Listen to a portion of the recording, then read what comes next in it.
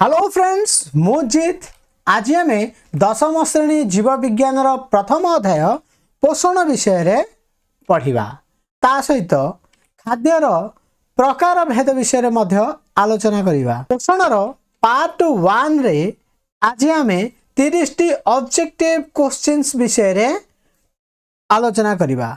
वर्तमान आम बहिटी को लक्ष्य करिबा। प्रथम अध्याय पोषण विषय रे पढ़िबा एवं खाद्यर प्रकार भेद विषय रे आज पढ़िबा। खाद्य को 6 प्रकार विभक्त करा जायछि।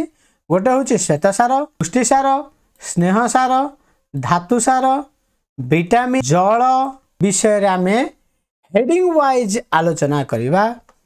पार्ट 2 रे पोषण रो प्रकार भेद विषय रे आलोचना करिबा। आज आमे जल पर्यंत पढ़िबा। एथिरे 30 T objective question heading wise आमे आलोचना करिबा। पोषण कहले कौन बुझ ता पूर्व आमे पोषक कहले कौन बुझ जानिबा। पोषक होउची प्रत्येक खाद्य पदार्थ रे केतेक रासायनिक पदार्थ थाए ताहाकू पोषक कजाए। अर्थात खाद्य रे केतेक रासायनिक पदार्थ रही थाउची जाहाकू आमे पोषक बोली। नेक्स्ट क्वेश्चन पोषण कहले कौन बुझ। पोषण कहले जो प्रक्रिया द्वारा खाद्यरु जीव शरीर पाई शक्ति आहरण और उत्पादन संग्रह संभव होता है ताहाकू पोषण कहा जाए।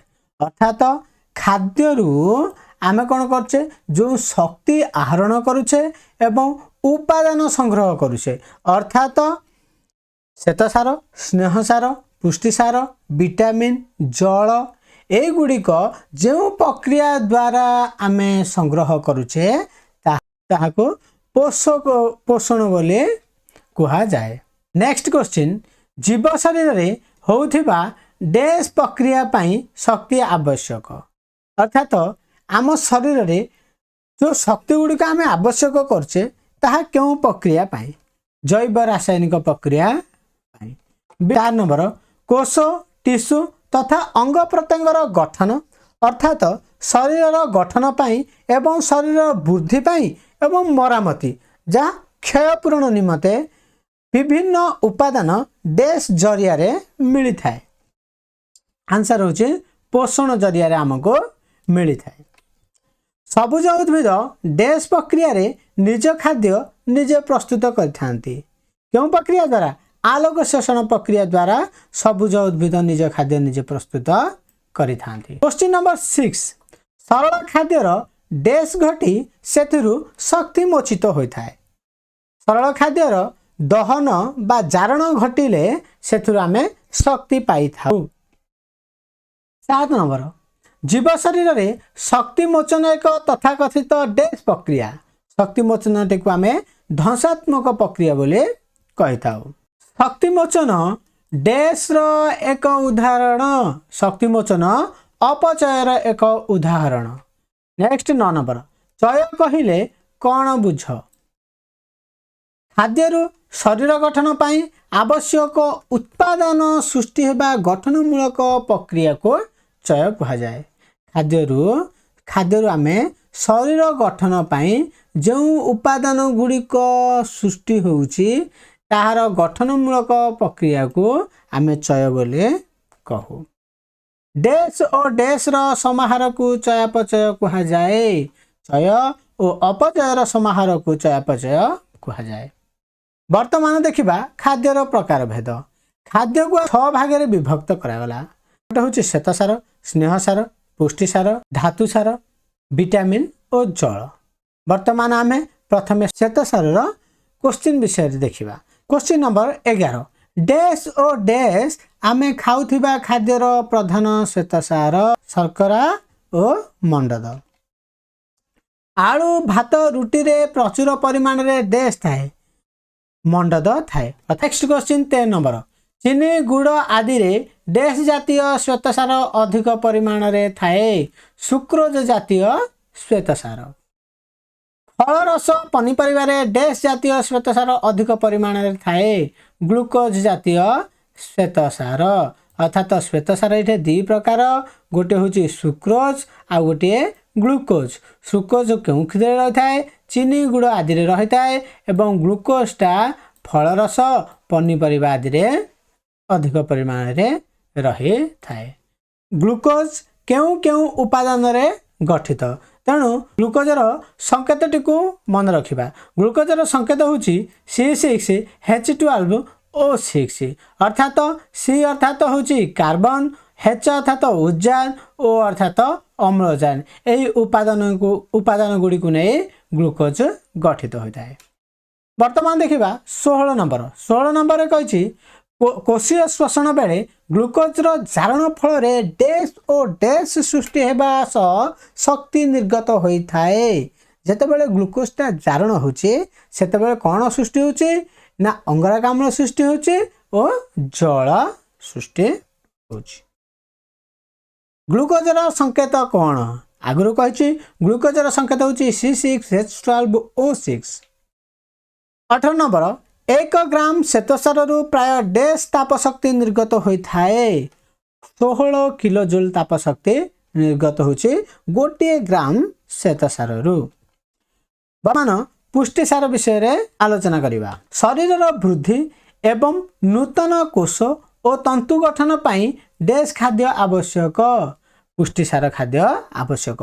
पुष्टिसार खाद्य शरीर वृद्धि पाई आ नूतन कोष और तंतु गठन पाई एकांत आवश्यक होता है। नेक्स्ट देखिबा 20 नंबर क्वेश्चन केउं अम्लर श्रृंखल द्वारा प्रोटीन बा पुष्टिसार गठित होता है। अर्थात पुष्टिसार गठित पाई आमको एमिनो अम्लर आवश्यक पड़ता है। वर्तमान आलोचना करिबा स्नेहसार फैट्स बा लिपिड्स। कोष झिल्ली तैयारी रे प्रमुख भूमिका कहार रही लिपिड रो प्रमुख भूमिका रही। क्वेश्चन नंबर 22 शरीर रे स्नेहसार डैश भावे संचित होई रही थाए। चर्बी आकार रे संचित होई रही थाए। नेक्स्ट क्वेश्चन देखिबा 23 नंबर चर्बी शरीर को किपरि उषुम रखिबारे सहाय्य करि थाए। चर्म तले चर्बीर एक आस्तरण रही थाए। ताप अपरिबाही होइथिबारु चर्बी शरीर को उषुम रखिबारे सहाय्य करि थाए। ताप अपरिबाही होइथिबारु अर्थात से ताप को ग्रहण करिब नाही तेणु आमर शरीरटी उषुम रही थाए। नेक्स्ट देखिबा धातुसार। धातुसार 24 नंबर क्वेश्चन शरीर गठन पाई केउं खाद्य आवश्यक। शरीर गठन पाई विभिन्न धरणर धातुसार आवश्यक होता है। कौन लौह, calcium, iodine, phosphorus, sodium, potassium आदि खाद्य आवश्यक होता है। नेक्स्ट देखिबा 25 नंबर क्वेश्चन शरीर रे दांत और हाड़र गठन पाई डैश आवश्यक होता है। दांत और हाड़र गठन पाई कैल्शियम आवश्यक होता है। 26 नंबर क्वेश्चन शरीर रे लोहित रक्त कणिकार थिबा हिमोग्लोबिन रो गठन पाई डैश आवश्यक होता है। हिमोग्लोबिन रो गठन पाई आमको लौहर आवश्यक होता है। 27 नंबर शरीर रे आयन संतुलन रक्षा करिबारे डैश रो प्रमुख भूमिका रही। धातुसार रो प्रमुख भूमिका रही। कौन ना शरीर रो आयन संतुलन रक्षा करिबा पाई। वर्तमान देखिबा विटामिन विषय रे। 28 नंबर क्वेश्चन होची कोष रे विभिन्न प्रकार रासायनिक प्रक्रिया डैश साहाय्य होता है।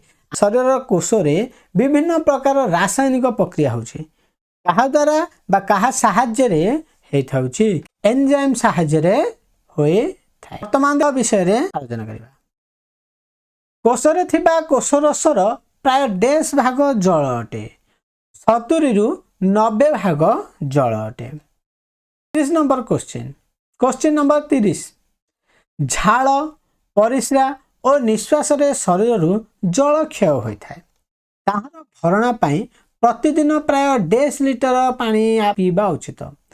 आमर शरीर जल क्षय होता है कौ कौ माध्यम झाड़ माध्यम परिश्रा माध्यम आउ निश्वास तेणु यार भरणा आमको केते लिटर पानी पीवा उचित प्रतिदिन 3 ରୁ 4 लिटर आमको जल पीवा उचित। वर्तमान आम 30 क्वेश्चन विषय आलोचना कले।